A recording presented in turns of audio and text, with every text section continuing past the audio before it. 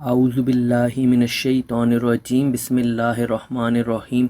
अस्सलामु अलैकुम मुअज़्ज़िज़ नाज़रीन, आज हम सूरह हशर पढ़ने के फ़ायदे क्या हैं उन पर बात करेंगे।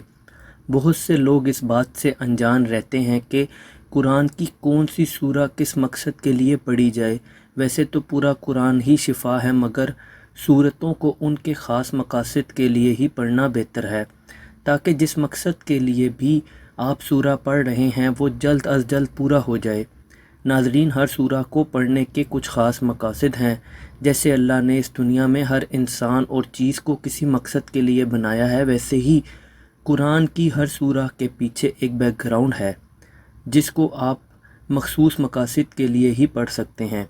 सूरा के मकासद को जानने से पहले ये बात जान लें कि सूरह हशर कुरान पाक के 28वें पारा के अंदर मौजूद है। हज़रत अबू अमामा रज़ी अल्लाह ताला अन्हु से रवायत है कि हजूर सल्लल्लाहु अलैहि वसल्लम ने फरमाया है कि जो शख्स रात या दिन में सूरह हशर की आखिरी आयत पढ़े और इसी दिन या रात अगर इसका वसाल हो जाए तो वो यकीनन सूरह हशर की बदौलत जन्नत में दाखिल किया जाएगा। कंजुल अमाल जिल्द 1 सफ़ा 147। अगर किसी शख्स की दुआ ना कबूल होती हो तो सूरह हशर को रोज़ाना 21 मरतबा 21 दिन तक पढ़ें। इंशाअल्लाह हर दुआ कबूल होगी। मुरादों को हासिल करने के लिए सूरह हशर बहुत मुफीद है। जिस शख्स की कोई भी मुराद हो उसे चाहिए कि सूरह हशर सुबह फजर की नमाज के बाद एक दफ़ा रोज़ाना पढ़े। अगर किसी शख्स से सूरह हशर रोज़ाना पढ़ने में कोई भी नागा हो जाए, यानी कोई भी दिन छूट जाए, तो इस अमल को दोबारा शुरू कर दें।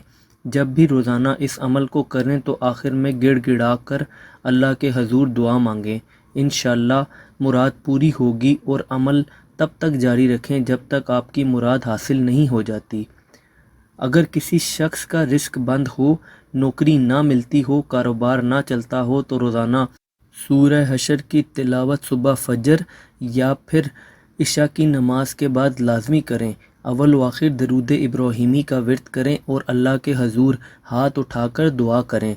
40 दिन तक लगातार इस अमल को जारी रखें। इंशाअल्लाह हर मुराद पूरी होगी और हर हाजत हासिल होगी। हमारी बहुत सारी परेशानियों की वजह अक्सर हमारे गुनाह भी होते हैं। अगर किसी शख्स के गुनाह बहुत ज़्यादा हों तो रोज़ाना सूरह हशर को पढ़ने का मामूल बना लें। इंशाअल्लाह अल्लाह तमाम पिछले गुनाह को माफ़ कर देगा, और आइंदा गुनाहों से बचने की कोशिश भी करें। अगर सूरह हशर को रोज़ाना 41 दिन तक 21 दफ़ा पढ़ा जाए और मरहूम की बख्शिश की दुआ की जाए तो अल्लाह मरहूम को बख्श देगा। जब भी सूरह हशर की तिलावत करें तो अव्वल व आखिर दरूद इब्राहिमी का विर्द लाजमी करें। वीडियो पसंद आई हो तो वीडियो को लाइक कर दें, चैनल को सब्सक्राइब कर दें। अल्लाह हाफिज़।